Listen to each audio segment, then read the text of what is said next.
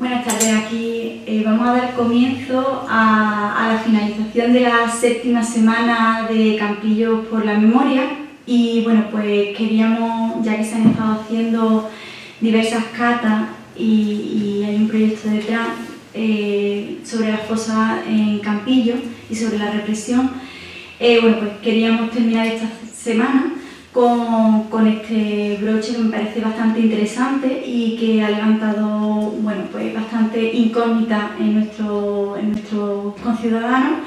Y bueno, pues quería traer bueno, pues a estos especialistas para que hablásemos un poquito del tema y bueno, pues le doy la palabra a María José Berlanga, que es vicerrectora y profesora titular en la Universidad de Málaga en Historia Contemporánea. De Arqueología, perdona. Y bueno, vamos, los proyectos tienen que tener muchas patas, es lo que nos nutre. Y bueno, pues ya sin más dilación, pues le doy la palabra a María José, que va a ser la que va a presentar. Bueno, muchísimas gracias, Leta. Bueno, buenas tardes a todas y a todos. En realidad yo simplemente voy a ser muy breve y lo único que quería es pues agradecer a los que están aquí presentes, agradecer al Ayuntamiento de Campillos por haber contado con nosotros para que un espacio de los programas de toda esta semana de memoria histórica pues tengamos un pequeño hueco pues simplemente pues para narrar, como ya decía, el interés que ha suscitado pues precisamente el haber hallado una de las fosas en el cementerio de Campillos. Nuestro proyecto, nosotros no empezamos este año, llevamos ya varios años trabajando, está coordinado este proyecto que viene una relación, un convenio entre la Junta de Andalucía y la Universidad de Málaga y estamos, bueno, pues Encarnación Barranquero, que es profesora de Historia Contemporánea, y yo misma, que soy profesora de Arqueología, coordinamos el proyecto y contamos con el equipo de arqueólogos que están aquí hoy presentes. Así que, bueno, la idea fundamental era, pues, precisamente por ser la primera localidad en la que estamos trabajando en este proyecto, que hemos podido, afortunadamente, localizar esa fosa, pues contar cómo ha sido todo el proceso, qué podemos hacer a partir de ahora y cuál sería también pues, el futuro que debe seguir este proyecto y este convenio Junta-Universidad. Previamente a los trabajos en Campillos, nosotros ya hemos estado en los años anteriores, como les decía, creo que este es el tercer año y vamos a seguir renovando el año que viene, con lo cual ya le podemos avanzar que los trabajos de Campillos ya pues, se puede consolidar como un hecho. Previamente a los trabajos de Campillos hemos estado investigando también, tanto desde el punto de vista arqueológico como histórico, por eso les decía que el proyecto tiene dos patas, esa parte técnica arqueológica de localización de las fosas y luego pues, la parte de investigación y documentación. Y por ello consideramos precisamente que es ahí donde reside el interés y la importancia del mismo. Les decía que antes ya hemos trabajado en Almargen, en Ardales, ¿qué más? En Cañete, ¿no? En Cañete, pero bueno, desafortunadamente todavía no hemos localizado las fosas en esos lugares y tenemos una documentación histórica interesantísima, esperando que uno de nuestros compañeros del equipo se anime y ya remate su tesis doctoral, que será pues de todo seguro pues, un referente en todo el ámbito nacional en cuanto a memoria histórica, pues precisamente por eso, porque comparte, y me estoy refiriendo precisamente a Andrés Fernández, ¿no? Que es el que dirige los proyectos de excavación arqueológica, pues tiene la doble formación, histórica y arqueológica, por eso considero que es la persona adecuada para que esté trabajando con nosotros en este proyecto. Así que tampoco me quiero extender mucho más, simplemente reiterar mi agradecimiento.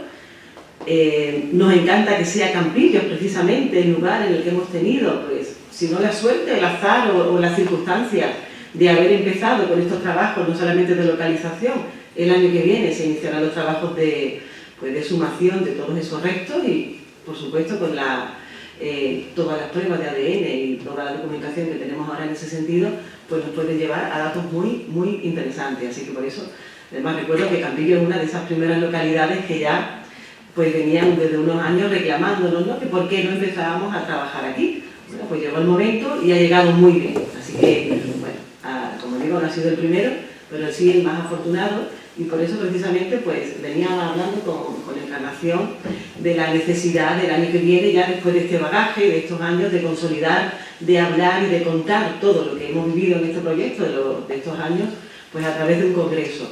Nos vamos a plantear para el año que viene, si es así, pues nos tenemos que poner manos a la obra ya, porque ya sabemos el trabajo que conlleva, pues bueno, sobre todo si queremos que tenga un ámbito nacional e internacional, pues eso conlleva toda una serie de esfuerzos y de recursos que, como digo, pues nos pondremos manos a la obra en cuanto tanto Universidad, Rector como Junta de Andalucía firmen de nuevo la renovación del mismo y tengamos ya la seguridad del presupuesto y, por supuesto, también concretamente del espacio y de los trabajos que se nos van a permitir. Así que nada más, yo brevemente comento lo que va a pasar a partir de ahora. Queremos precisamente pues, contar por un lado a nivel de esta localidad de Campillos qué información tenemos desde el punto de vista histórico. Para eso tenemos a la persona adecuada, porque es una gran especialista en esta investigación. Hoy me comentaba María José, me están llamando de todos sitios para dar conferencias, pero no me da abasto. Y digo, no, concéntralo todo en el Congreso, lo vamos a concentrar todo ahí. Sí. Y luego, pues, efectivamente, de la parte arqueológica, pues también tendremos una pequeña intervención para contarles cómo ha sido la localización de la fosa. Y también, como no puede ser de otra manera, y para nosotros este proyecto también va a empezar a tener ahora un componente formativo. Por un lado, pues vamos a intentar incluir voluntarios en la parte de excavación del año que viene y también en la parte de investigación. Por eso tenemos aquí a un discípulo de Encarnación con el que está desarrollando la tesis doctoral, es becario de investigación de la Universidad de Málaga y también, y precisamente, de Campillos. Así que también pues, nos va a contar un poco las líneas de su investigación. Así que yo me callo, me pongo ahí en primera fila y si quieres te dejo aquí en este espacio para que ya vosotros organicéis vuestra exposición. Pues muchísimas gracias.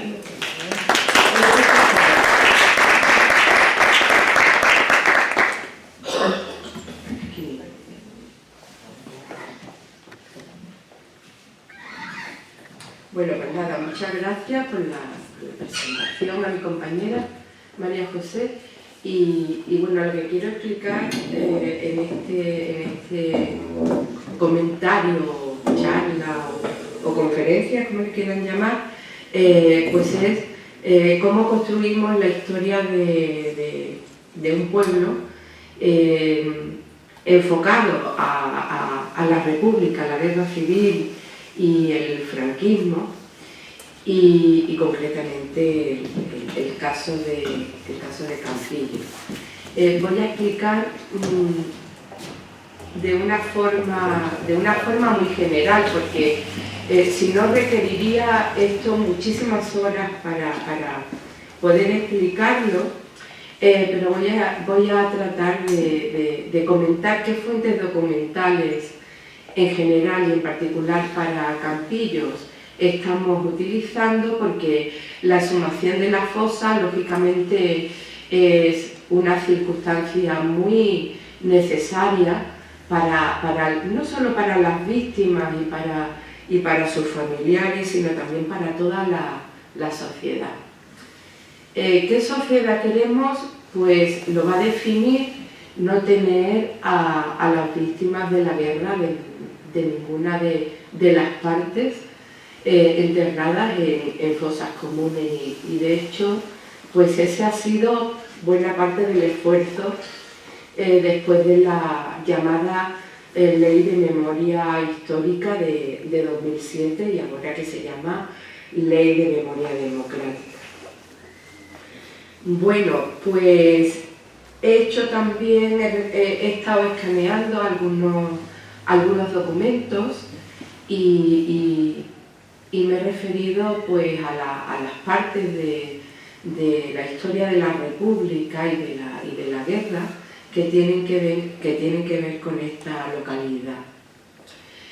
Como ha dicho mi compañera, pues afortunadamente la beca de investigación que ya dan cada vez menos, ¿no? Son muy difíciles de conseguir.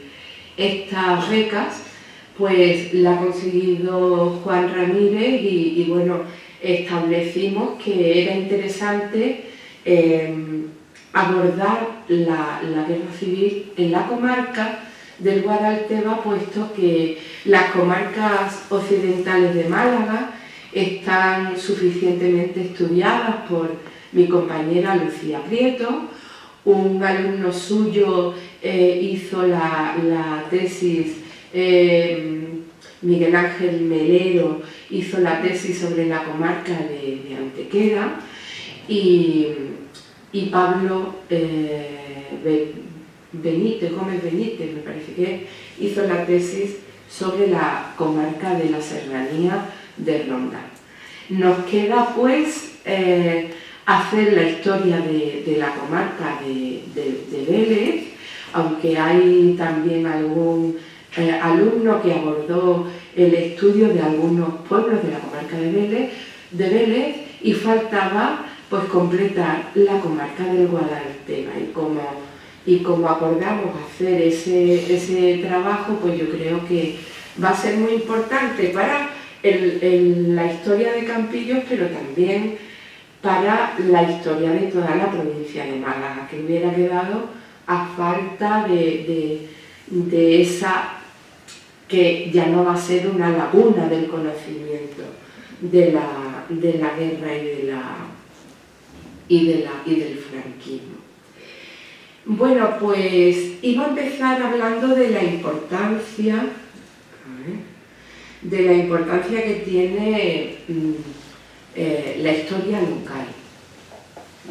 Para nosotros, para abordar el estudio de estos periodos de nuestra historia más reciente, que no conocíamos prácticamente en absoluto cuando yo terminé mi carrera, es verdad que ya la terminé hace mucho tiempo, en 1985, o sea, ya hace un montón de años, sobre todo la gente más joven, digo, eso es la prehistoria casi.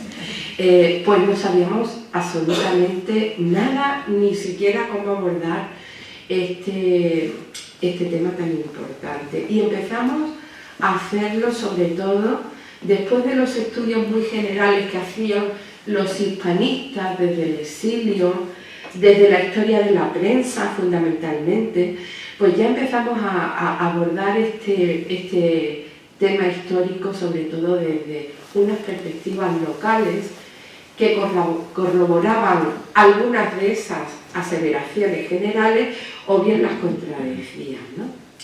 Por eso es tan importante, y yo hice pues mi tesis doctoral de la implantación del franquismo en Málaga. O sea, la historia, el enfoque local es fundamental y hay que hacerlo desde luego con todo el rigor científico que requiere este conocimiento, ¿no? Esta etapa histórica es tan importante como cualquier otras etapas pasadas. Y el abordaje, nosotros decimos, los historiadores a veces ponemos el telescopio, ¿no? Para ver todo de una manera muy general, para ver cómo acontecían las cosas a nivel internacional, europeo o español, pero otras veces ponemos casi el microscopio en vez del telescopio para conocer mejor la historia, y eso es lo que hemos intentado y lo que estamos intentando, porque no todo es conocido desde que se inventó Internet en absoluto. Podemos echar las campanas al vuelo y decir que todo está ahí. En absoluto todo está ahí, ni siquiera toda la documentación de archivo está localizada, sino en una mínima parte, ¿no? Por eso la importancia de estos enfoques locales que no obstante pueden tener una proyección internacional. Bueno, nosotros, yo he utilizado tanto para Málaga como para estudiar también la provincia, primero la documentación de los archivos militares, la documentación militar, para conocer qué pasó en Málaga, en la provincia de Málaga, en los frentes de Málaga. Y para eso, pues yo me acuerdo haber ido en una fecha bastante difícil, ¿no? al archivo histórico militar en Madrid, cuando allí nos recibían, en vez de archiveros, nos recibían militares con la metralleta en la mano, porque además había habido algunos atentados en el mismo servicio histórico militar en La Palabra.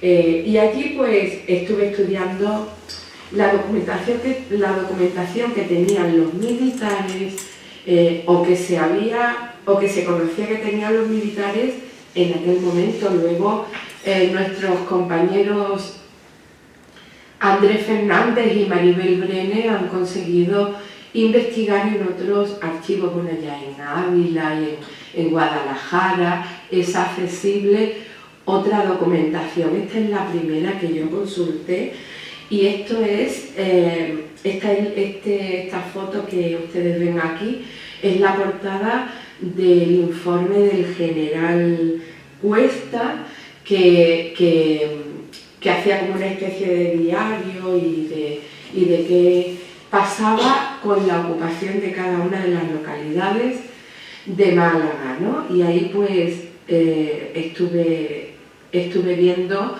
pues cómo eran las cosas en Campillos y era esto lo que viene de Campillos.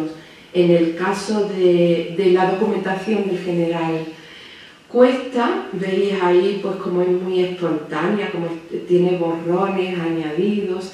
Los militares querían saber de cada pueblo quiénes se habían significado de los que llamaban rojos, quiénes habían sido, cuántos crímenes a gente de orden, entre comillas, se había producido en cada pueblo, si había habido acciones heroicas, si había habido quemas de iglesias. Y bueno, estas dos hojitas, esa y esta, son las que tenemos de Campillos. Como el comandante Corrales fue el que entró justamente en este pueblo y desde la iglesia pues dieron la voz de, como pone aquí, que vienen los fascistas y empezaron a evacuar el pueblo. Bueno, luego viene pues quiénes fueron las autoridades. Toda esta documentación tiene un objetivo que era el castigo, ¿no? Castigar a los responsables de la época republicana, ¿no? De la Segunda República tenemos también muchísima documentación de toda la provincia de Málaga. La guarda fundamentalmente el Archivo Histórico Provincial de Málaga. Cuando estos papeles se guardaron y yo pude verlos cuando acabé la tesina, cuando acabé mi carrera, estaban en el entretecho de lo que hoy es el archivo arqueológico de Málaga, el edificio de la aduana. Allí estaban todos los papeles en el suelo, muchos se mojaban, se tiraban, otros se pasaba por encima. Y luego la vocación que hubo fue ponerlos en una estantería, ¿no? Rafael Contreras no era archivero especializado y las puso en sus cajas y le puso un nombre y las puso en estanterías. Luego esos fondos se trasladaron, eran los fondos del gobierno civil, por eso estaban en el gobierno civil. Y se pasaron al Archivo Histórico Provincial. En el Histórico Provincial hay unos fondos que se llaman del Gobierno Civil. Y dentro de esos fondos, los catálogos, si están en internet, pues se pueden ver cómo hay documentación de la época de la República, no de mucho antes porque el edificio de la aduana se incendió en los años 20 y se perdió muchísima documentación de allí, porque allí donde está el entretecho, ese depósito que he dicho, pues allí vivían los porteros, la gente que trabajaba allí en el edificio de la aduana y tenían sus cocinas y hacían la comida. Entonces allí hubo un incendio grande y se perdió buena parte de la documentación. En el Archivo Histórico Provincial, por tanto, tenemos mucha documentación, pero muy fragmentaria, muy fragmentaria.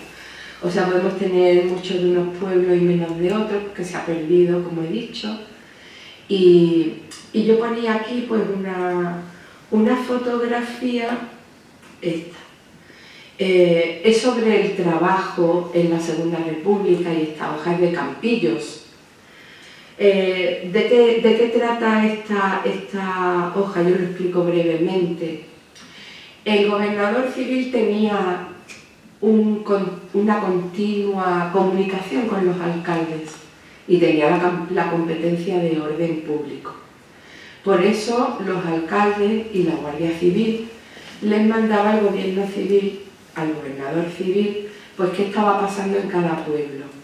Y eso pues lo tenemos tanto en hojas de ocurrencias que se llaman, como en cajas sobre huelgas de los años de la República, y que yo he traído pues de lo que se llamaba el trabajo al tope, que bueno, ya nadie sabe lo que es el trabajo al tope, pero el trabajo al tope era que cuando la patronal, ¿no?, que los labradores, propietarios, no querían dar trabajo en la época de la República a los trabajadores, pues los trabajadores iban de una forma, digamos, forzada, sin el permiso de los dueños. Y trabajaban o bien porque los alcaldes, que esto fue una realidad, y aquí como en Antequera lo fue, donde había alcaldes socialistas, pues esos alcaldes socialistas les decían a las organizaciones de los trabajadores, fundamentalmente eran numerosos los de la UGT, pues les decían, id a la finca tal y tal, aunque el dueño diga que no, ustedes metéis y trabajáis. Y luego cuando llegaba la puesta del sol, se presentaban en la puerta del patrono para decirles que les pagaran. Y claro, los patronos que no los habían contratado, unos es verdad porque no podrían, pero otros porque no querían. Y además los patronos estaban acostumbrados a contratar a los que ellos sabían que eran más dóciles y no estaban en los sindicatos.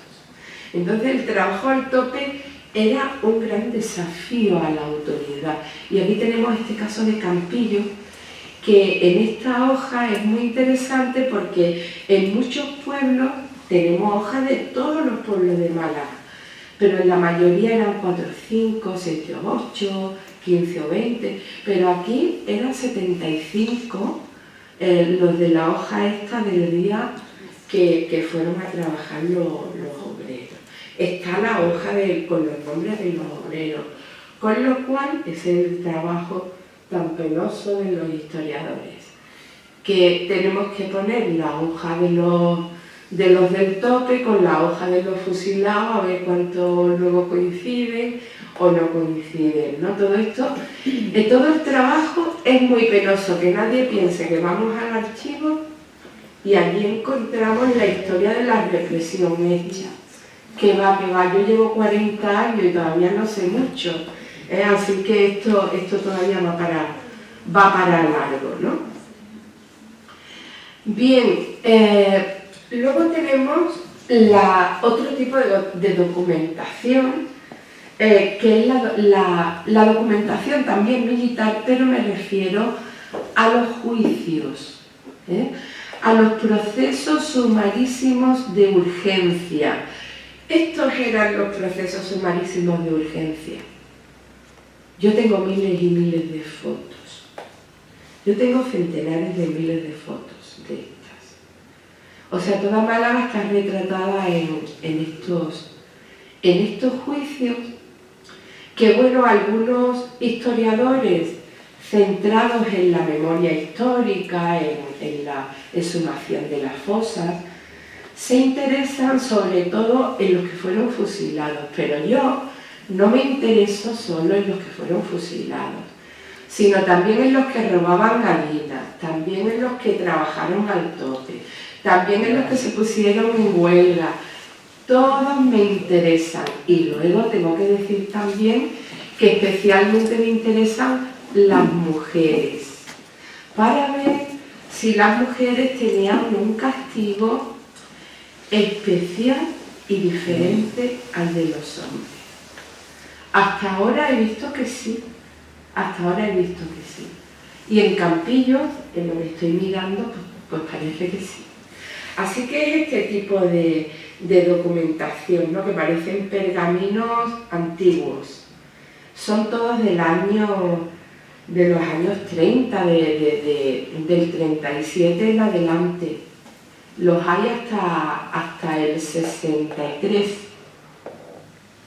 64, que ya en vez de actuar para todo el mundo la justicia militar, ya actúa el llamado Tribunal de Orden Público, que se iba contra los obreros en huelga y el movimiento estudiantil, el movimiento vecinal, etc. Pero nosotros, para esto de la fosa, nos centramos en la documentación, en los PSU, procedimientos sumarísimos de urgencia, porque son aquellos que juzgaron a los que están enterrados en las fosas o son víctimas de la represión franquista.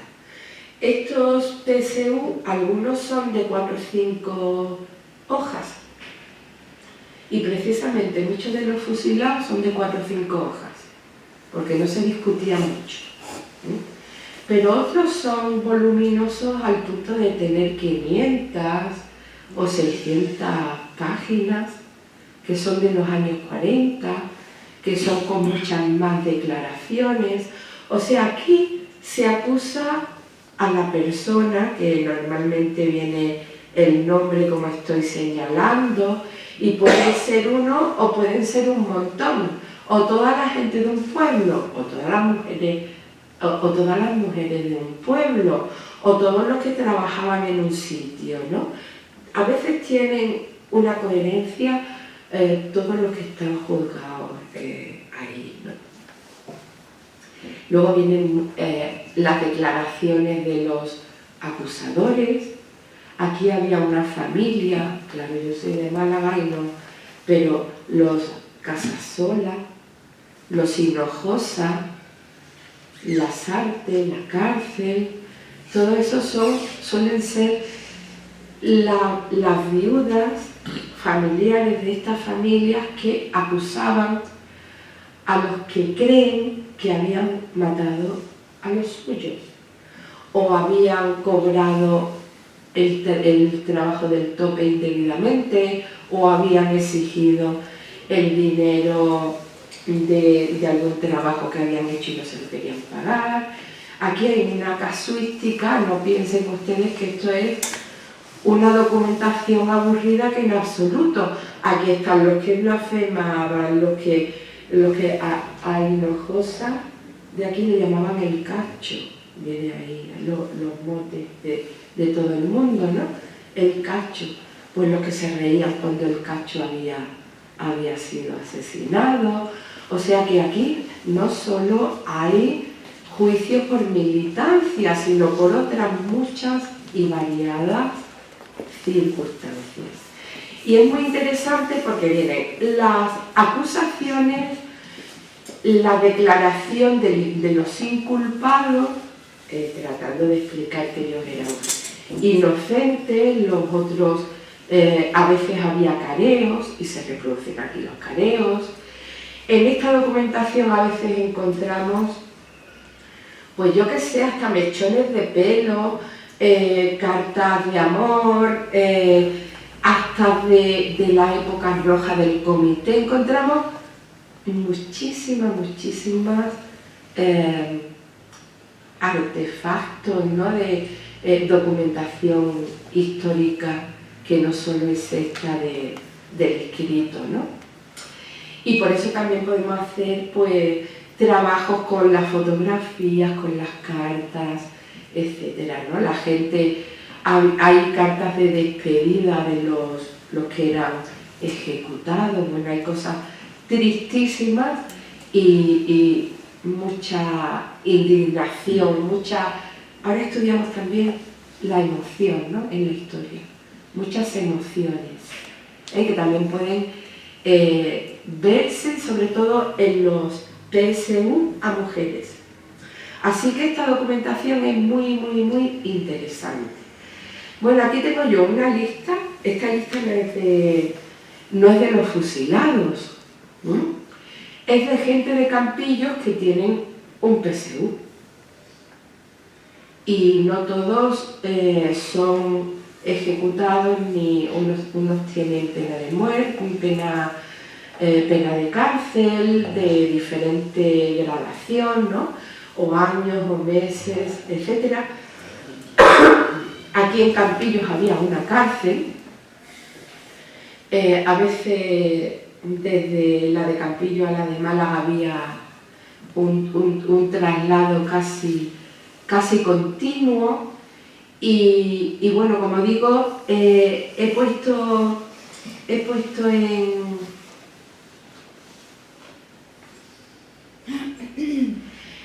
aquí en naranja pues los nombres de las mujeres, ¿no? Porque me gusta siempre separar para ver aquí en la otra página, veis que hay más, ¿no? Pues ¿qué porcentaje de mujeres hay? Más o menos en Málaga yo he visto que hay de 7 a 10% de los procesos son a mujeres, y he visto cómo las mujeres son castigadas de forma distinta. Los hombres eran, si tenían pena de muerte es porque estaban acusados de matar a alguien.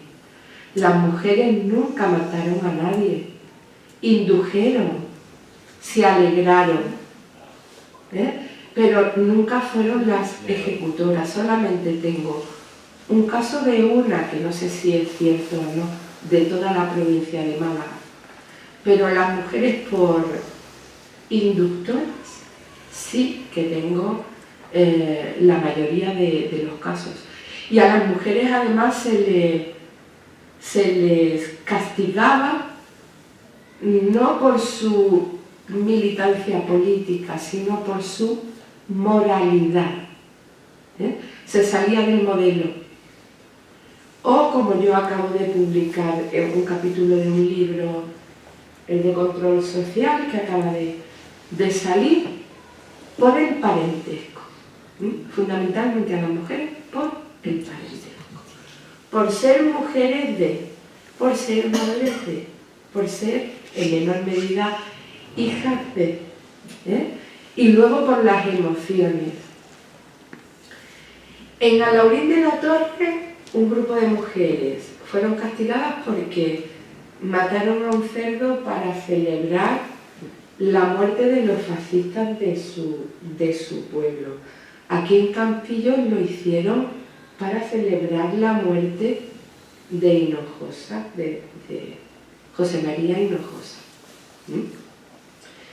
Hay quien dice José María Hinojosa era un poeta, era uno de los principales líderes de las organizaciones patronales de Andalucía, no solo de Málaga. Con eso los historiadores jamás podemos justificar las muertes, pero sí intentamos explicarlas, no justificarlas, sí explicarlas. Y bueno, en esta lista, pues como digo, o sea, que nadie piense que esta es la lista de los fusilados de Campillos. Esta no es, sino que son gente que tiene procesos y que son vecinos de Campillos. Porque yo trato siempre de poner no de donde son naturales, sino de donde son vecinos cuando vivieron la República y la Guerra Civil. Y muchos campilleros fueron castigados y muchos de los fusilados porque en la época de la Guerra de la República o en la época republicana de la guerra fueron al Saucejo, que está cerca por lo que he visto en el mapa. El Saucejo había sido ocupado por los franquistas y los campilleros con otra gente de otros pueblos de por aquí pues fueron a tratar de liberar liberar, muchas localidades eran liberadas, reocupadas, reliberadas, y por eso también la violencia fue tan recurrente, ¿no? Y muchos de los de Campillo fueron al Saucejo a liberar a los del Saucejo que habían caído en manos de los fascistas, Y algunos de ellos pues vinieron luego presumiendo y dijeron, pues a lo mejor no era verdad, o sí lo era, pero a lo mejor no lo era. Pues yo allí he sido valiente y he matado a alguien, he matado a un guardia civil, he matado. Y luego esos son los primeros también que caen aquí. Muchas cosas. Aquí, si alguien atina a leer, se ven los apodos de la gente, el parejo hijo, el aguilerilla, el comeconcha, el hijo morogato, la madre porra, está la madre porra, la hija porra, el cucharero, la alegría, el José, bueno, en todos los pueblos y en Málaga capital también, se utilizaban los apodos y los militares ponían los apodos. Curiosamente, las víctimas de los republicanos no tienen apodos, sino que tienen el don delante. Por eso yo no utilizo nunca los apodos, y si utilizo el don para uno, lo utilizo para los otros o ninguno. ¿Qué más? Bueno, de los nombres de los procesos, de los primeros que yo hice fotografía en el archivo militar cuando estaba en Málaga, que ahora pasaba a Sevilla, bueno, ahora no, en 2015, hace 9 años ya, pasaron a Sevilla, pues he destacado por coger a unos cuantos, pues he cogido a 2 personas más destacadas, una menos y una mujer, para dar así unas pinceladas históricas, ¿no? Y voy a acabar pronto. Es muy destacable pues este campillero, Benito Luna Anoria, es uno de los primeros fusilados en Málaga. Era un abogado, era socialista, presidente del Tribunal de Urgencia en la época republicana, fue diputado en 1933, fue presidente de la agrupación socialista de Campillos. La agrupación socialista de Campillos tiene una larguísima historia, es uno de los pueblos que tiene las primeras agrupaciones socialistas. Habla de, cuando le interrogan a Benito Luna, que es de estos que no se fueron, que no huyeron por la carretera de Almería, porque era de los que pensaban que si no habían hecho, no tenían delito de sangre, no tenían nada que temer. Bueno, fue uno de los primeros detenidos, interrogados. Él dice que la violencia que se ejerció en Campillos la ejercieron gente venida de fuera. Esto es muy repetido. No sabemos si exactamente, no lo digo por Campillos, sino por otros pueblos. En ningún pueblo los mataron los del pueblo. Todos hablan de gente venida de fuera, de gente venida de Málaga, de gente desconocida. Y aquí pues también se habla de eso. Benito Luna se fue a Málaga cuando Campillos iba a ser ocupado. En todos estos procesos vemos muy bien cómo es el camino que siguen los refugiados, cómo van desde Campillos a qué localidades van hasta que llegan a Málaga y luego a Almería y luego a Murcia, etcétera, etcétera. Este se quedó en Málaga. Formó parte del Tribunal de Urgencia en Málaga y claro, tenía todas las papeletas para que le ejecutaran de los primeros, como efectivamente fue.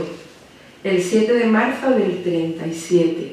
Málaga fue ocupada el 8 de febrero, pues menos de un mes, y mataron a Benito Luna Noria, y quien instruyó la causa de él fue precisamente Carlos Arias Navarro, que luego pues llegó a ser presidente del gobierno español.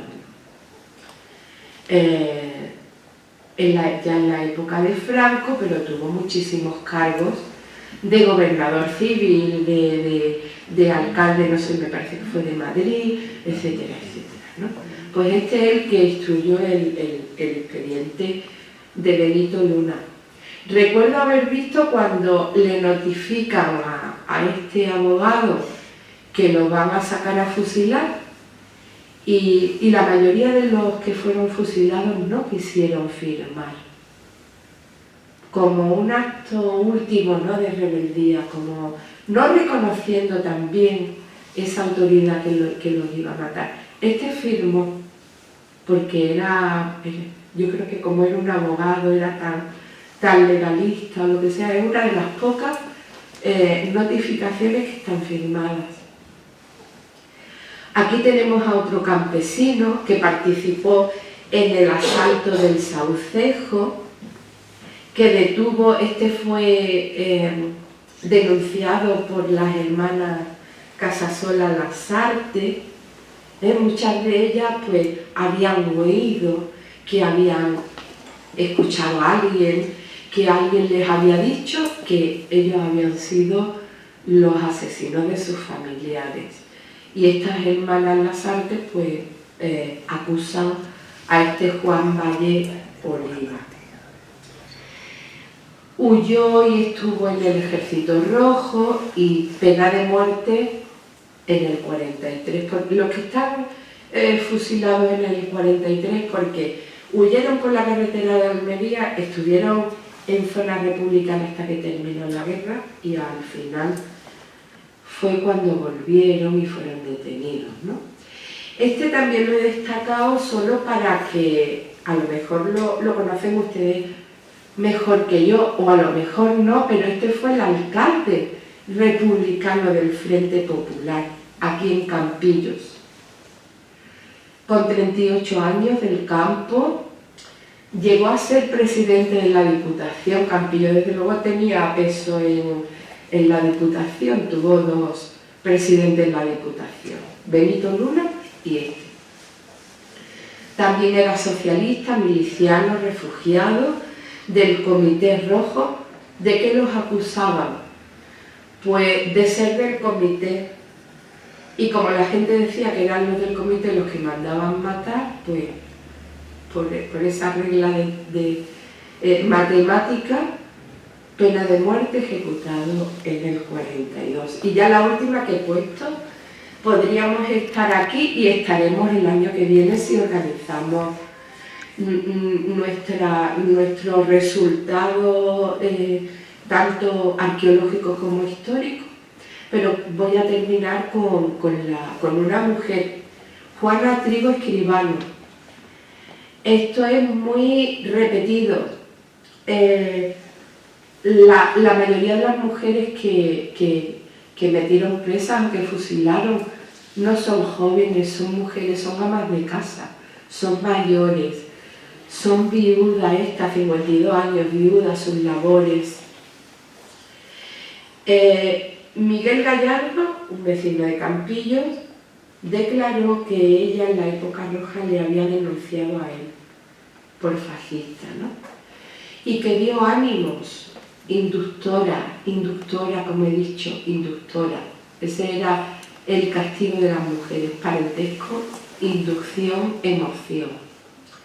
Esta mujer huyó a Zona Roja, Málaga, Albacete, Murcia.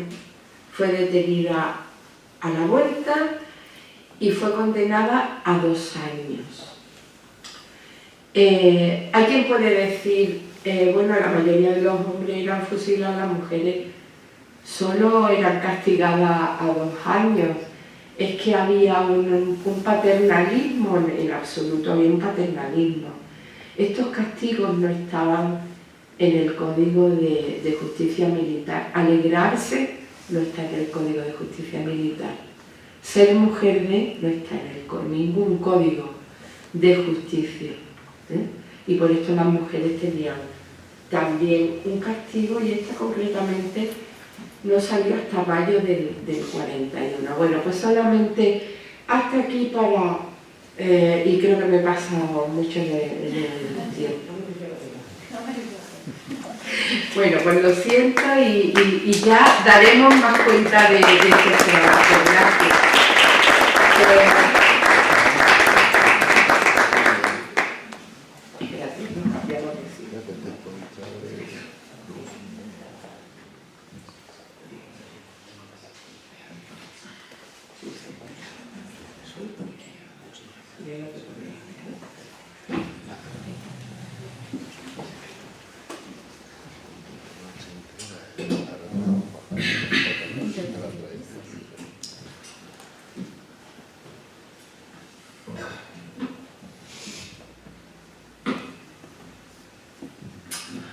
Hola, buenas tardes. Primero agradezco mucho las palabras de mi directora de tesis, aquí presente. Y sí, yo en la actualidad estoy desarrollando un proyecto de investigación en Cabo Campillos y también la propia comarca de Guadalteba, relativo a lo que son estos años, desde 1930 hasta ya el primer franquismo, segundo franquismo. Y mi ponencia hoy va relativa a analizar lo que es la posguerra en este pueblo, en el pueblo de Campillo. Cuando nos viene la palabra posguerra a la cabeza, nos viene una serie de conceptos que todos tenemos en la cabeza. ¿Qué conceptos nos vienen? Pues nos vienen a la cabeza conceptos como la autarquía y el hambre, los años del hambre. Nos vienen a la cabeza conceptos como pueden ser las realidades materiales, realidades sanitarias, un periodo bastante difícil para sobrevivir dentro de lo que es este municipio. Un municipio alejado de grandes núcleos urbanos que a la vista está de que tuvo que resistir y tuvo unos grandes cambios en lo que son sus doctrinas, el desarrollo de la cultura de la victoria y en paralelo el cambio del rol de la mujer y otros aspectos fueron elementos clave que se vivieron en el Campillo de los años 40. Un Campillo que vio modificada lo que es su vida cotidiana y lo que es sus propias relaciones socioculturales por la implantación del nuevo régimen. Asimismo, el desarrollo de este régimen se puede ver en otros aspectos como la cultura o el ocio, así como se desarrollan distintas estrategias en toda la familia. Como ustedes comprenderán, todo esto son temas bastante personales, porque al final cada familia resistió a este duro periodo de una manera diferente. De esta forma, cada persona tiene su propia historia. Cada persona es importante para escribir la historia global de lo que sucedió en Campillos en estos años. ¿Qué sucede? Nosotros tenemos una serie de fuentes fundamentales, las cuales nos sirven para saber lo que pasaba en Campillos. Sí, tenemos fuentes de archivo, podemos ir al Archivo Histórico Provincial y encontramos las correspondencias de lo que son el gobernador civil con el propio ayuntamiento de la Comisión Gestora de Campillos. También encontramos documentación en el Centro Documental de la Memoria de Salamanca, o también encontramos documentación en lo que es el propio AGA, el Archivo General de la Administración, localizado en Alcalá de Henares. Pero la realidad es que esos documentos tienen ciertas lagunas que no nos permiten conocer el nivel de alcance que tiene la resistencia de este periodo dentro de lo que es Campillo. En paralelo también tenemos lo que son las propias cabeceras de periódicos locales, como la Unión Mercantil o el Popular, recogen lo que sucedía en esta localidad, pero no era una documentación un poco segmentada y que no se centra en el día a día de los campilleros. En paralelo, la legislación también es una importante fuente para analizar este periodo. Es una fuente, pero que realmente no tenemos certeza de que se cumpla. Si en la actualidad algunas leyes apenas se cumplen o se pasan de alto, imagínense en este periodo en el que la desesperanza, la desilusión y la supervivencia guiaba a las personas. esta forma podemos decir, vale, me estás diciendo que realmente tenemos un problema, que no tenemos las fuentes necesarias como para desarrollar este estudio, pero tenemos una solución, que estos propios protagonistas construyen la historia de trabajo. Los historiadores no estamos para juzgar, para eso está la ley. Los historiadores estamos más bien para recoger lo que sucedió y dejarlo por escrito para las futuras generaciones. De esta forma, la mejor manera de recoger lo que sucedió en el Campillo de los años 40 no es otra que las fuentes orales. Las fuentes orales ponen en el foco los protagonistas de un periodo duro y negro en esta localidad y nos permite poner el foco a todas las personas, a los protagonistas, sin distinción de clase social, género o cualquier otro tipo de circunstancia. De esta forma, estas fuentes orales nos permiten ahondar en lo que es el desarrollo. Entonces ustedes dirán, pero entonces si tú solo usas las fuentes orales, las fuentes escritas no sirven. Es que el proceso para desarrollar lo que son las fuentes orales es bastante difícil y es bastante engorroso. Es un proceso que está pactado, está desarrollado y este proceso empieza consultando lo que son las propias fuentes escritas. Estas fuentes escritas, localizadas tanto en los archivos locales como nacionales como autonómicos, nos permiten conocer más o menos cómo era la vida, pero no completa. De esta forma, tras ello, nosotros lo que tenemos que recurrir a las personas más mayores de esta localidad, de Campillo. Y estas personas nos podrán dar certezas de cómo era vivir en Campillo en los años 40, o cómo era el mundo laboral, sus propias experiencias.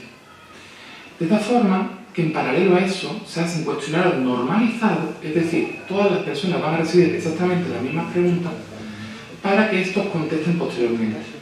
Una vez estos contesten y desarrollen lo que es su propio testimonio, estos testimonios serán contrastados entre sí con las fuentes escritas, permitiendo obtener una imagen más global de lo que sucedió en Campillo. Así tendremos una investigación. Les voy a poner un ejemplo. Recientemente he tenido el orgullo de representar a este pueblo y también a la Universidad de Málaga en un congreso en Salamanca. Este congreso lleva una ponencia relativa a la realidad sanitaria de esta localidad. Una realidad sanitaria tras la guerra civil. Esta realidad sanitaria, si ustedes se ponen a pensar, en los propios documentos que tenemos, apenas dicen cosas.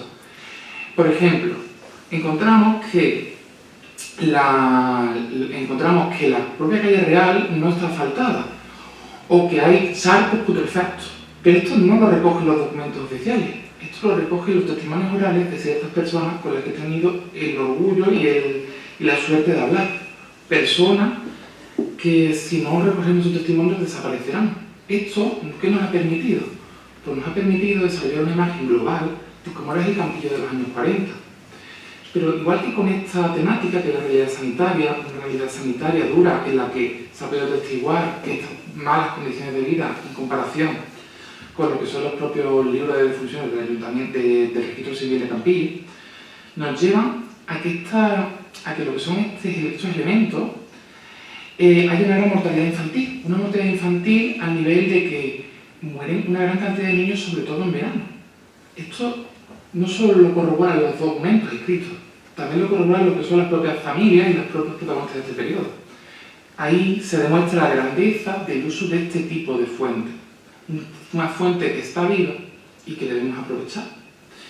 Pero, entonces, ¿qué es lo que sucede? ¿Qué es lo que nos ayuda? ¿Por qué las fuentes orales son importantes? Las fuentes orales son importantes porque tú una vez abordas ese tema y después ese testimonio no queda callado. Ese testimonio queda para las futuras generaciones. Unas futuras generaciones que sabrán cómo era el Campillo de los años 40 con certeza. No solo por documentos escritos, por el nuevo régimen. Asimismo, también nos permite completar lo que son los propios vacíos documentales. El propio archivo municipal ha tenido muchos vaivenes, ha estado en un lugar, se ha trasladado, y el archivo municipal tiene ciertas carencias de falta de documentos. que nos impiden saber cómo era el Campillo de los años 40. Estas regestas documentales pueden ser completadas gracias a la colaboración y al desarrollo de estas fuentes orales. Asimismo, esto no solo se debe quedar en Campillo. Cómo se vive en Campillo es, como bien ha dicho mi directora, un elemento fundamental para saber cómo era vivir en la posguerra. Pues la conexión de esta localidad con Teba, con Cañete, con Almargen, nos permitirá saber cómo era la vida en la comarca de Guadaltena.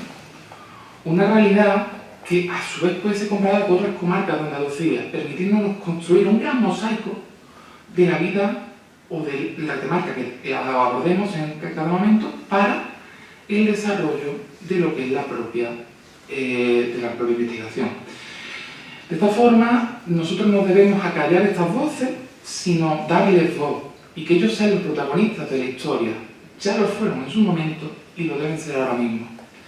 Es por ello que animo mucho a colaborar en los estudios futuros de este proyecto de investigación y a su vez considero fundamental la colaboración ciudadana en lo que es este proyecto, pues entre todos conseguiremos poner una imagen global y real de cómo fue el Campillo de los años 40 y 50. Hasta aquí la ponencia, aquí les incluyo mi correo electrónico por si desean consultarme, lo que sea es juanramirezbo@uma.es, y les agradezco mucho su presencia en esta jornada y muchísimas gracias por su atención.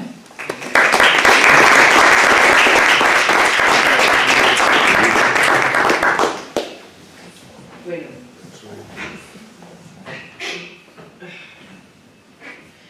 ahora empieza la parte, digamos, técnica. La parte técnica, sí. Yo me voy a retirar porque me voy Vale, sí. Vale.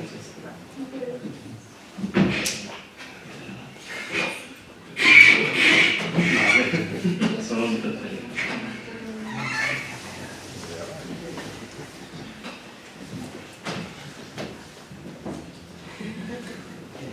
Bueno, pues buenas tardes, soy José Cando. Yo soy el que os va a poner aquí un poco la parte técnica, los trabajos arqueológicos que hemos hecho aquí.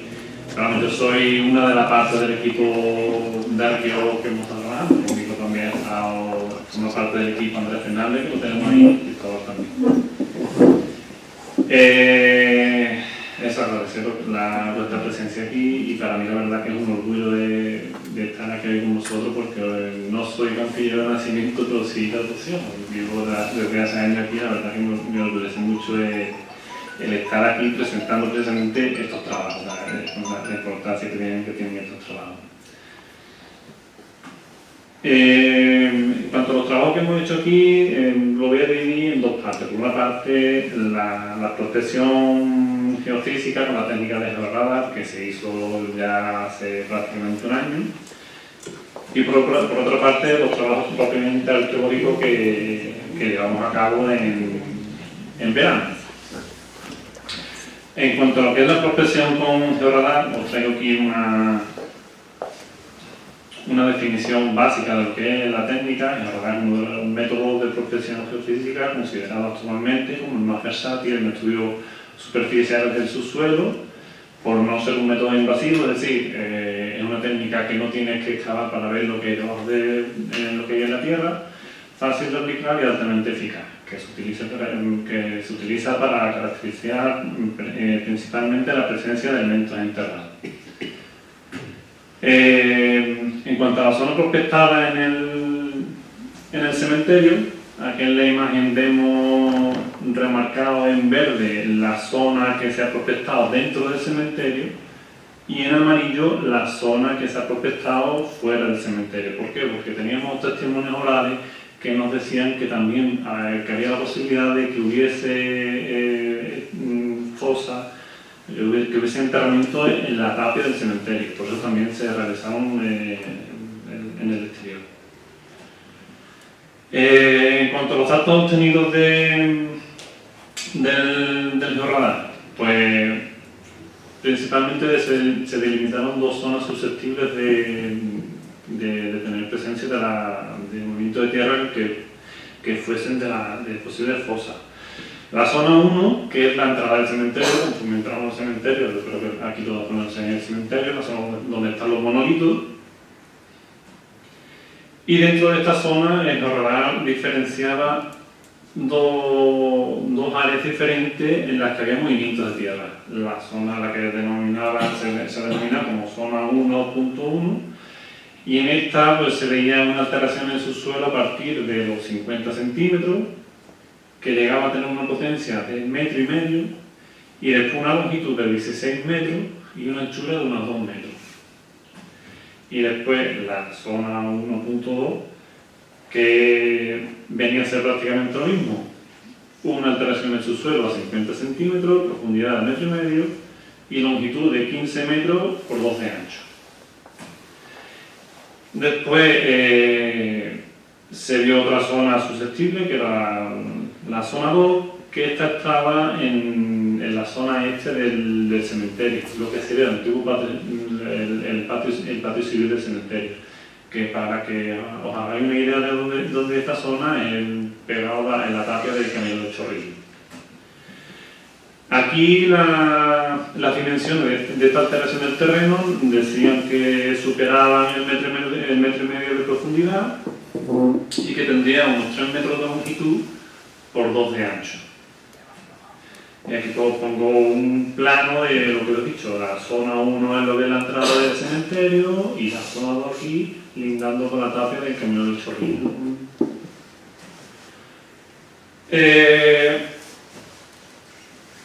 Una vez hecho la prospección con la geofísica, con el Jorralán, es cuando pasamos a la realización de los sondeos arqueológicos. Pongo aquí una pequeña definición de la RAE de lo que es un sondeo arqueológico. Y deciros que por una parte, bueno, claro, nosotros nos hemos centrado en las zonas donde el Jorralán nos decía que podría haber, donde había movimientos de tierra, donde podría estar la fosa. Otros vecinos hemos llegado y nos decían, pues, tenemos entendido que también esta zona puede haber, pero nos centramos principalmente ahí. Empezamos en la zona 1, que era donde pensábamos que podría tener más resultados. Y ahí hicimos 6 sondeos diferentes. Estos 6 sondeos mostraban la misma secuencia estratigráfica, es decir, encontrábamos los mismos niveles, el paquete de hormigón que es el actual suelo del cementerio, con una zahorra posterior, que eso nos decían que era de la obra que se hizo en 2005, y después es cuando ya venía el paquete terrígeno, donde pudimos encontrar la fosa. Aquí en la fosa es una foto de cuando empezamos a trabajar con la visita de la corporación municipal, y esta es la zona donde empezamos a trabajar, donde empezamos a plantear los sondeos. Os traigo una foto, os pongo esta foto de trabajo para que veáis cómo se trabaja en arqueología con las herramientas, la pala, el triángulo y la postura que tenemos que adoptar para poder trabajar. Y os pongo esta foto porque este fue el primer hallazgo que tuvimos. Realmente el primer día de trabajo fue cuando vimos el primer resto de víctimas, que no nos lo creíamos. Es más, nosotros ese primer día de trabajo nos vamos a la casa, habíamos visto una suela, pero no nos imaginábamos que iba a ser la suela de una de las víctimas, uno de los represaliados. Después de la experiencia, sobre todo ellos que tienen más experiencia que yo, que el primer día ves con una fosa, eso es inaudito, eso creo que no ha pasado nunca. Y este pues el sondeo donde encontramos las primeras evidencias. Aquí tenemos, no sé si veis el cursor, aquí tenemos una suela con varios tamaños del pie, aquí la otra suela, y las tibias irían en forma vertical. Aquí tenemos parte de otro cráneo de otra víctima que estaría boca abajo, este sería su hombro y el húmero. Perdona, José Carlos, que no, el ratón, el puntero no se ve en la... No se ve. Cristóbal, levántate tú y vas marcándolo. Entonces que explique la posición de... No. La suela es este material negro aquí, que no se distingue muy bien. Está el tobillo estaría aquí y esto sería la tibia y el peroné. Como dice él, vemos la suela lo primero en materia y tenemos que comprobar si está asociado a un cuerpo, porque puede ser un zapato.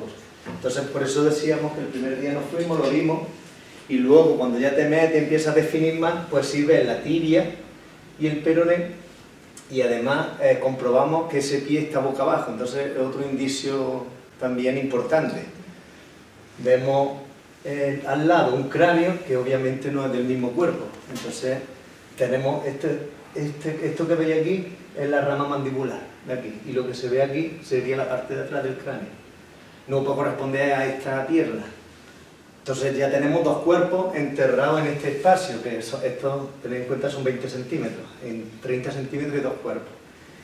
Este brazo sí corresponde al cuerpo, que sería el húmero, este sería el hombro y este el húmero. Entonces se apoyan sobre esta pared y tenemos dos cuerpos, y este iría en esta dirección y este se mete debajo de este. Tenemos dos cuerpos y además este, como podemos comprobar, también boca abajo, enterrado boca abajo y juntos. Ese fue el primer hallazgo. No te vayas muy lejos. No, las otras son más... Esta otra foto que aquí la traigo para ver esa otra muestra de violencia, otra muestra que nos da pista de que estamos ante enterramientos que no son canónicos, que están prácticamente, bueno, están literalmente arrojados. Y además en este caso, en la zona de lo que se aprecia en esos huesos son huesos largos, son tibias y peroné que están boca abajo, y la mancha blanquecina que se ve es cal. En este caso se la arrojó cal para los malos olores, por razones de salubridad. Esta foto la traigo porque aquí es donde vemos cuál es la línea de la fosa. Donde está el jalón, que es la barra esta de colores blanco y rojo, eso está sobre la tierra que no es fosa, que notábamos que no lo era porque estaba más duro, estaba más compacto, y justo al lado se ve la línea y restos de otras víctimas que te están marcando el límite dentro de donde está la fosa. Las víctimas tenían dentro de lo que sería la fosa. Esta otra foto es una de las imágenes más impactantes que yo he visto trabajando en arqueología. Aquí hay no sé qué adjetivo de darle a esta imagen. Vemos por una parte una cadera que está ladeada con un fémur que es un pistolar. Explica la imagen, ¿no? ¿Qué? Lo que dice José Carlos de la línea de la fosa sería la línea de fosa, o la pared de la fosa iría por aquí y los cuerpos están hacia este lado. Este lado es una tierra mucho más compactada, una tierra que no se ha tocado. Esta tierra que envuelve los cuerpos es una tierra mucho más suelta. Entonces, antes de descubrir los cuerpos, pues ya sabemos más o menos por dónde iría la línea de fosa. En este caso, como veis, sería aquí. Y es importante porque los cuerpos, la posición que adoptan es una posición muy, muy forzada y violenta. Como demuestra, lo que tenemos aquí sería la parte de atrás de la cadera, con una pierna completamente perpendicular y la otra fracturada. Este es un fémur que se rompe en la parte media y provoca incluso la fractura de la parte de abajo del fémur, provocando que adopte el cuerpo esta posición tan poco habitual. Es decir, el cuerpo viene hacia abajo, la cabeza pues la encontraríamos más abajo con las extremidades, y al meterlo de esa manera tan violenta pues provoca esas fracturas que sabemos que son alrededor de la muerte, momentos antes o momentos después de morir, por el biselado o por el tipo de fractura. Eso no se provoca no lo hemos provocado nosotros, limpiando, que puede ser, ¿no? que podamos alterar un poco, pero esto es una fractura, como digo, o estaba todavía momentos antes de morir o momentos después a ser arrojado y meterlo boca abajo, es otra postura también, otro castigo añadido. Nadie se le entierra boca abajo, se suele enterrar bien. Es un castigo aparte, es decir, después de la muerte no va a descansar todavía porque está boca abajo. Este que tenemos al lado sí está de manera supina, pero también se apoya en la pared y las piernas se meten debajo de este, vendrían por aquí abajo. Aquí sí podéis ver la columna, que serían las lumbares, costillas, y otro detalle importante es el brazo, este sería el izquierdo, que lo tiene debajo del cuerpo. Puede ser que el otro brazo estuviera maniatado, por eso adopta una posición también. Entonces estas escenas muestran eso, esa violencia ejercida con los cuerpos, no solo ya matarlos, sino después de muertos pues se les sigue castigando. Y un tercer cuerpo, hablo de uno, hablo de dos, y un tercer cuerpo pues tenemos la suela, este es otro zapato debajo de esto. Entonces hablamos, como te digo, de 20 centímetros y hay tres cuerpos ya amontonados. Eso te hace una idea también del volumen de cuerpos que podamos tener en 10, 15 metros de sangre. ¿Sigo? Sí, creo que la otra. Está otro ejemplo claro de la violencia de la que estamos hablando, que ahí lo que se ve es un impacto de bala. Tenemos en un cráneo, en la zona de la nuca, un impacto de bala. Un círculo perfecto. Pues se puede comprobar incluso el diámetro, te puede marcar el calibre que se usó en el tipo de bala. Normalmente son para fusilar, ¿no? Usar el Mauser, que sería un proyectil de 7 milímetros, ¿no? Y este parece más grande, que podría ser de pistola, que el mal llamado tiro de gracia, ¿no? Y además la zona, que sería la zona de atrás, pues hace falta poca explicación. Y una muestra más, ¿no? Otra muestra más, encontramos no solo el impacto de bala, sino que encontramos los casquillos que se usan para... Este es el casquillo, es el proyectil, es lo que impacta, y el casquillo es lo que suele caer al suelo. Y esta otra imagen que también se ve muy claro lo que dice Cristóbal de la línea de fosa. A ver por aquí. Y estaría apoyar el cuerpo aquí y la fosa viene en esta dirección hacia abajo. Está de nuevo boca abajo, vemos el omóplato, un húmero derecho y la parte de atrás del cráneo. Está nuevamente, como decimos, enterrado boca abajo y pegado a la línea que marca la pared de la fosa. Está apoyado justo ahí. Aquí no tenemos, pero aquí pues seguirían los cuerpos. Y bueno, ya como conclusiones de la zona 1 esta que hemos visto, pues podemos hablar de que tenemos 2 depósitos colectivos, es decir, tenemos 2 fosas en la entrada del cementerio. Como hemos visto, claros, evidentes signos de violencia que muestran estos depósitos, estos individuos. Hemos visto sobradamente que no son enterramientos canónicos, no son enterramientos al uso, se ve en la posesión de los cuerpos, la mayoría están boca abajo.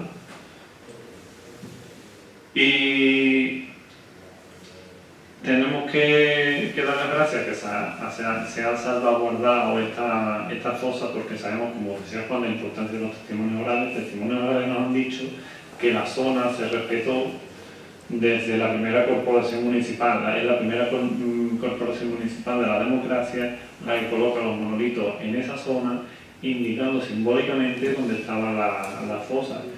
Cuando nosotros empezamos a trabajar aquí, había gente que llegaba y no sabía, había gente que tenía bajo recuerdo, y había gente que nos decían, sí, están ahí, porque mi familia, aquí un ejemplo de Miguel, que su madre, en los días de los santos, llevaba flores y los tenía bordados.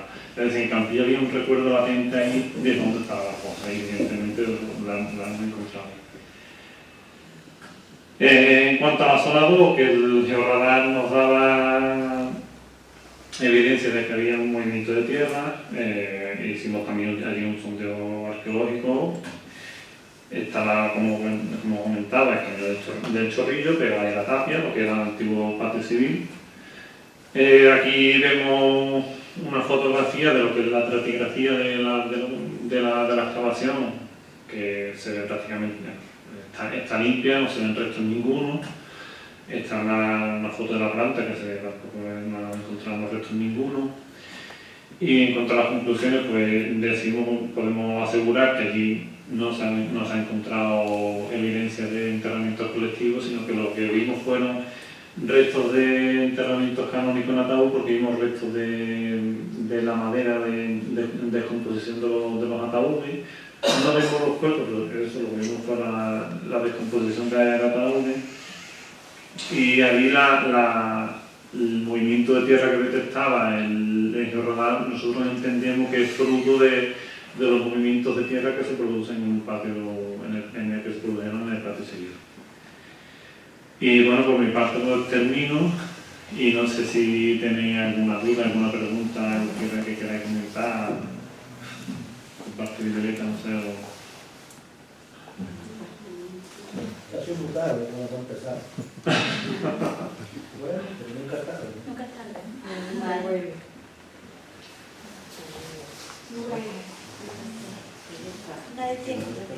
¿Cuántos cuerpos supuestamente hay? Yo la verdad que no lo puedo asegurar, no sé si tenemos... Sí, vamos, no, ahora mismo la relación nominal de víctimas documentada llega a los 120 criaturas que terminaron en la fosa. Por las dimensiones que está describiendo José Carlos, de esas dos zanjas abiertas, los cuerpos amontonados, pues, es posible que el centenar de víctimas se encuentren en esas dos zanjas, vamos, no es descartable. Vamos. Simplemente en los 6 sondeos que hemos hecho, que lo que veíamos era una línea de 20-30 centímetros, creo que llegamos a contar 16-17 cuerpos, ¿no? Sí. Simplemente en una línea de 20 centímetros, en 6 sondeos. El paralelismo de Teba, ¿no? Allí la fosa de 2 metros de ancha y 20 metros de larga, y fueron 151 los que había.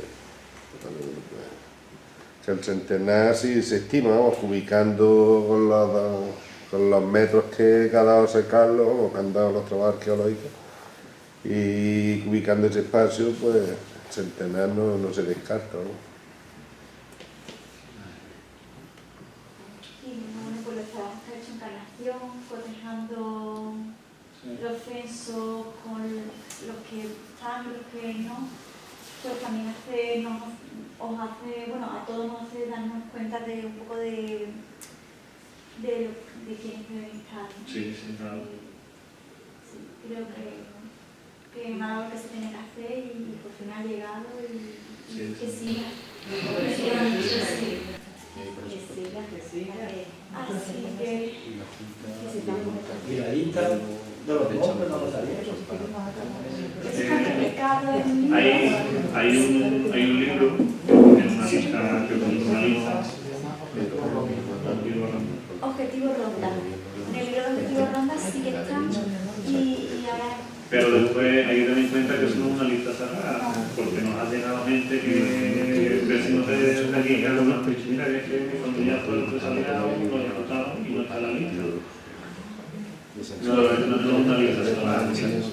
Y hay veces que también se han comprobado por los censos del 34 los apellidos de algunas personas de esa lista y son diferentes, porque claro, como se cogen de archivos militares, muchas veces no están, el papel, bueno, pues no está bien, no bien escrito, sino que no se ve bien, no tiene la conservación adecuada, entonces muchas veces, pero bueno, se van encontrando y esa lista, como dice José Carlos, no es una lista cerrada, se puede ir ampliando y se puede conservar, se va cambiando, se va modificando, no es algo cerrado y compacto. Así que bueno. ¿Una cosa que queráis comentar? ¿Alguna duda? ¿Curiosidad? Las pruebas del ADN, ¿cuándo salen? Precisamente mañana llevamos porque se hizo la recogida de muestras en septiembre, sí, pero otras se mandaron por correo y ya las tenemos todas. Y mañana es cuando las llevamos al laboratorio. Exacto, después... y después, bueno, no sé. Vamos, no han dado cita mañana para entregarla, vamos, habíamos pedido cita, estaba esperando algunas de las de fuera, bueno, incluso faltan algunas de Girona, que la familia, bueno, pues que no las tienen todas, como le llegaron por dos partes el envío de los kits, total, pues van a hacerlo más familiares. También Fernando nos ha dado también los datos que tampoco le ha llegado el material, que mañana le enviaremos, pero vamos, ya tenemos cita mañana y la entregaremos. Digamos, en Granada, lo que son las muestras biológicas, el perfil genético sí se lo sacan en el momento y va al banco de datos de ADN. Resultados cuando se le lleven muestras óseas, hasta que no se le lleven muestras de las víctimas no pueden hacer el cotejo para poder identificar. Entonces, bueno, ahora mismo se van a entregar las de los familiares, como digo, estas muestras biológicas, y están en ese banco de datos. Ellos, vamos, que ese trabajo, sacar ese marcador, ese perfil genético, sí es rápido y lo tendrán en el banco. Y sobre todo si más cuando son personas mayores, por si hubiera que repetirla, que en algunas veces de los casos ha habido que repiten las muestras, eso no lo notificarían pronto, pero para poder identificarle hace falta los restos óseos, que es lo que se va, vamos, dentro del convenio, este marco que tiene la UMA con la Junta de Andalucía, a falta de concretar y de firmarlo, de ponerle fecha, pero vamos, más pronto que tarde, pues dentro de ese convenio de los municipios, pues empezar con una de las fosas de Campillo. Eso sí no lo ha comentado María José total. ¿Y la muestra genética, eso tiene que ser de familiares directos totalmente o hasta qué grado? Vamos, lo suyo, cuanto más el grado sea más cercano, más probabilidad, porque los nietos de los abuelos tenemos el 25%, si los hijos, entonces sí, cuanto más lejos y más... Vamos. Creo que también si son mujer, creo que la transmisión es sí, mejor, no, pero ahora los genetistas, eso nos lo comentaban años atrás, pero ahora nos están diciendo, en el caso que sea un nieto, que la víctima sea varón, que el nieto sea varón, hijo de hijo. Que años atrás, hace 10 años no nos pedían el tema de las muestras femeninas, porque bueno, por el tema de los alelos X que transmiten las mujeres, son más listas, siempre han sido, son más sabias, y genéticamente también se demuestra, pero vamos, ahora en los últimos estudios eso nos están pidiendo cuando son nietos, que alguna vez han sido una nieta, pues no. Si tenemos en descendencia, nieto es varón, casi es nieto hijo de hijo, da más probabilidad, le está dando más resultados a los genetistas. Y conforme se vayan recuperando cuerpos, vamos, que en la siguiente fase es sumarlos, sacarlos de forma individual con su estudio antropológico, ¿no?